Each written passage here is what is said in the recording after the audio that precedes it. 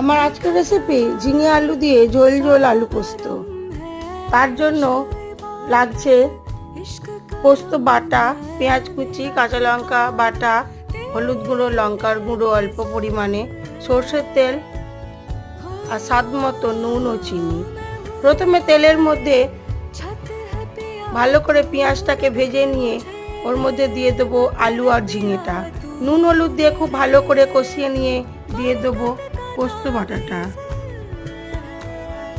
পোস্ত বাটাটা দিয়ে একটু মিনিট 5 আমি এটাকে ভালো করে কষিয়ে নেব। তারপরে দিয়ে দেবো পরিমাণ মতো জল আর চিনি, আর দিয়ে দেবো কাঁচা লঙ্কা চেরা, দিয়ে মিডিয়াম আঁচে বেশ কিছুক্ষণ হতে দিলেই হয়ে যাবে ঝোল ঝোল ঝিঙে আলুর পোস্ত।